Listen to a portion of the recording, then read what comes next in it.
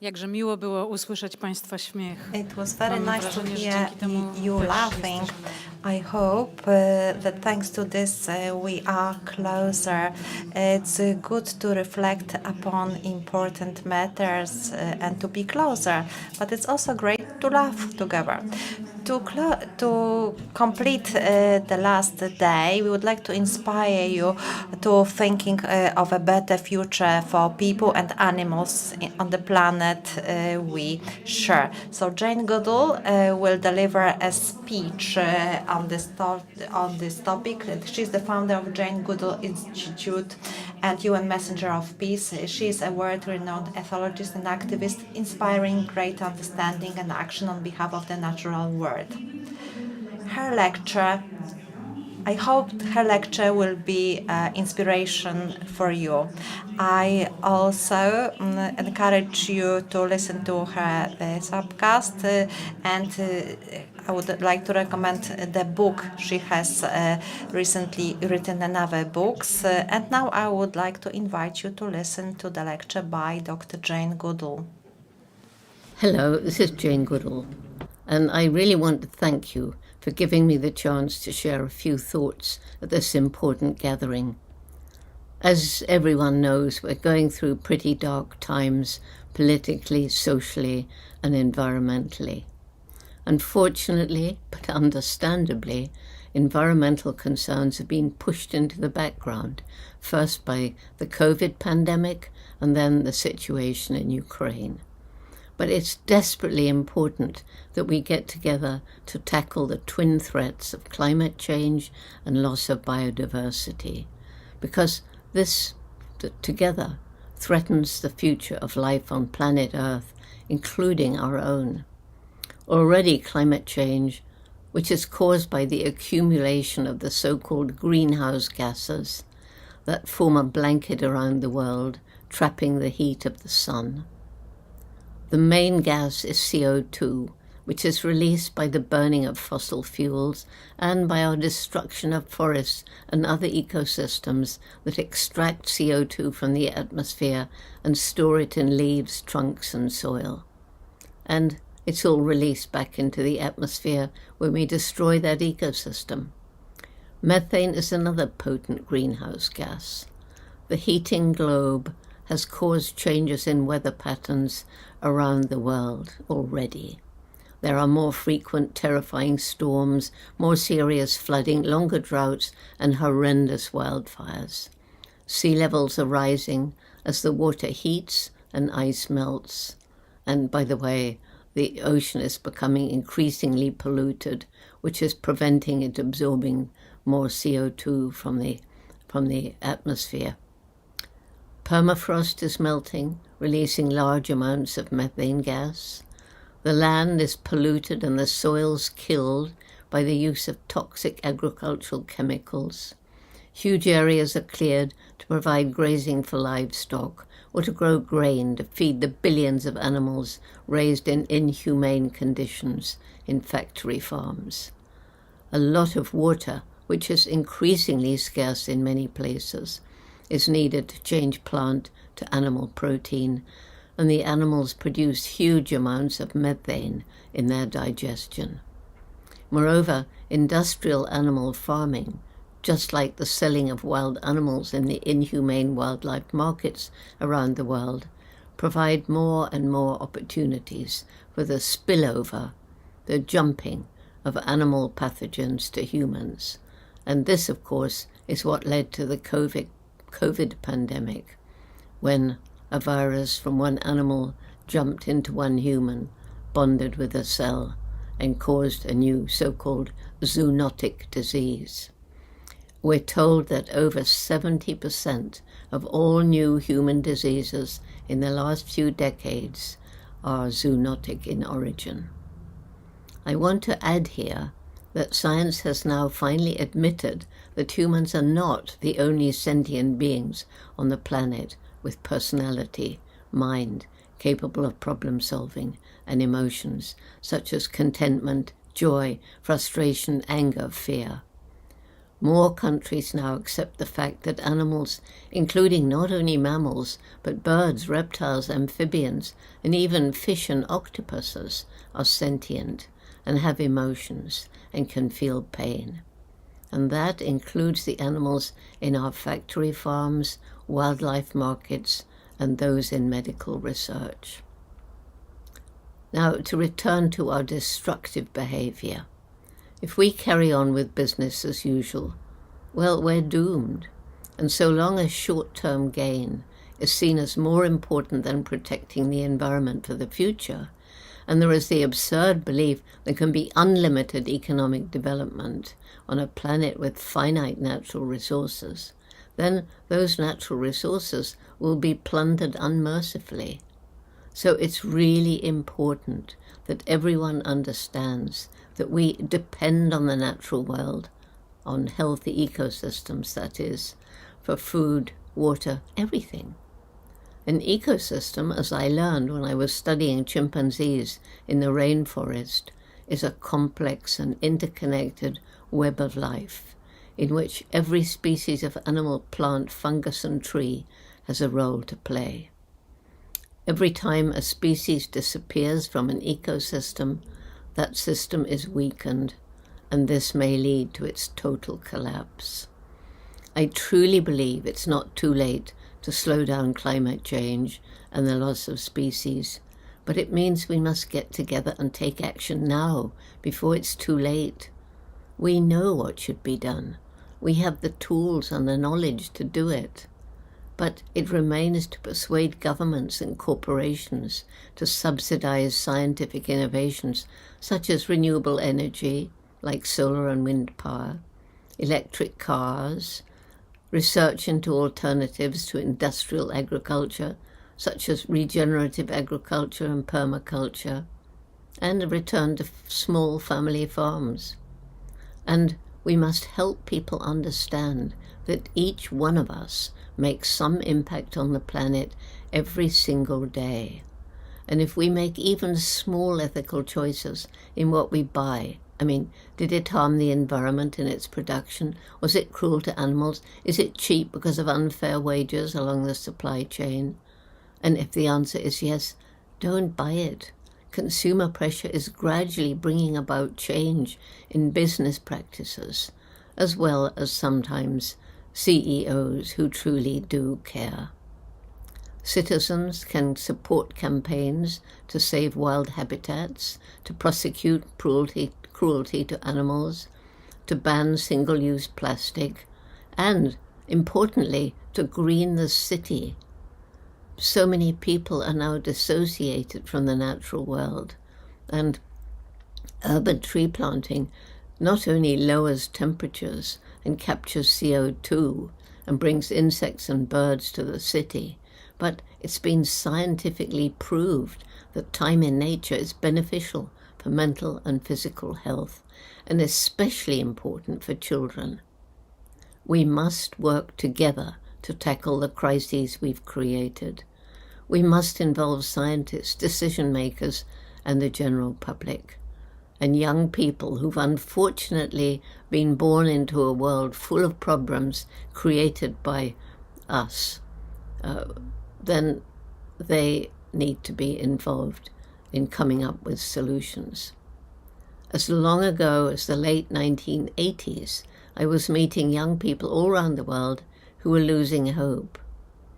And that's when I decided to do something to help. I asked them why they were feeling hopeless or despairing or angry. And they said, well, you've compromised our future and there's nothing we can do about it. We've been stealing the future of our young people probably since the Industrial Revolution. But was it too late? Was there nothing they could do? I disagreed with them there. And so Roots and Shoots was formed in 1991. And we decided from the beginning, 12 students and me in Tanzania, that every Roots and Shoots group would choose 3 projects, one to help people, one to help animals, one to help the environment, because it's all interrelated. and that the main message would be that every individual makes a difference every day and can choose the kind of difference they make. So these young people are now in 65 countries and growing. Members are from kindergarten through university, everything in between, and more adults are forming Roots and Shoots groups. And all of them are working to make the world better for people, animals, and the environment. What are they doing? Well, they get to choose planting trees, volunteering in animal shelters, helping street children, raising money for causes, whatever they choose. And they're so imaginative. So we get reports from all around the world. And I tell you, these young people are truly making a difference. It's not that they can, they are. We partner with other youth groups that share our values and have similar programs.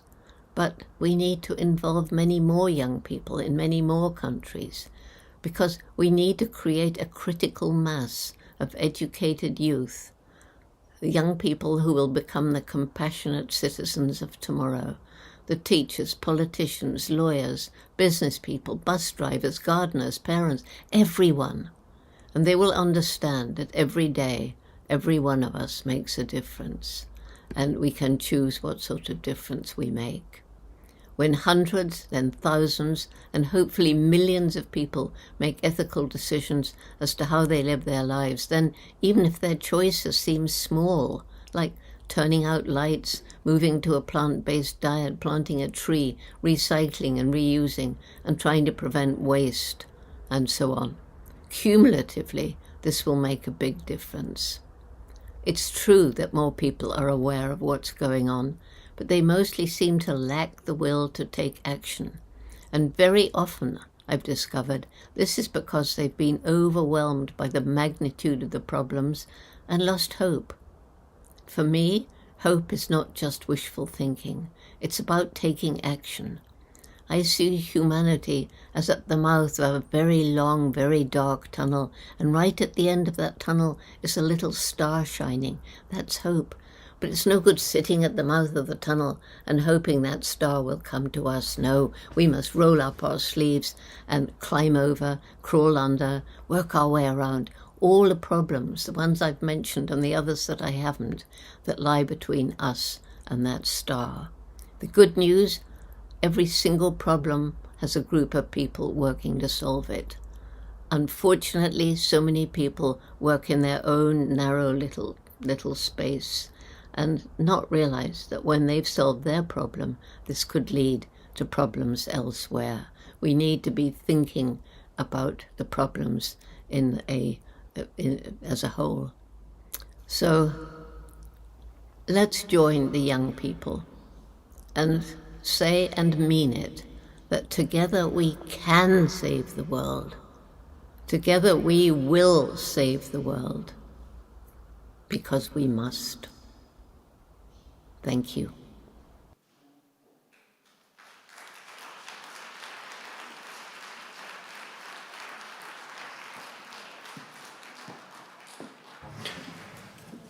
Na końcu tego tunelu At the end of the tunnel, there is a tiny star, and we will save the world because we have to.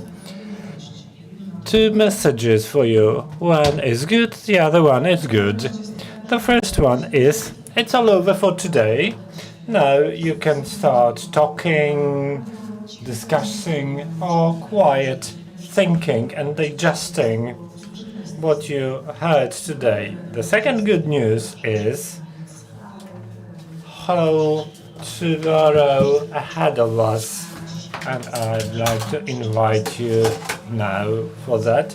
Good night to all of you. I can't wait to see you tomorrow. Olga Brzezińska, thank you very much. Good night.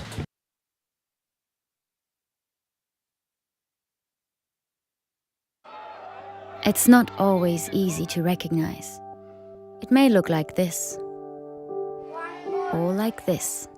It may be a burden, but it is a responsibility that we embrace nonetheless.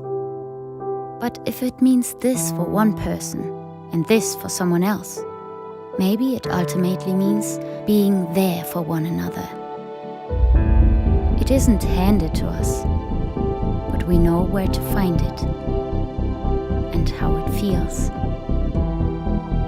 how it tastes, and what it sounds like when we finally have it. It means different things to different people, but for many, it means everything. And if we all fight for it, it will eventually bring us together. Ihre Ausreise.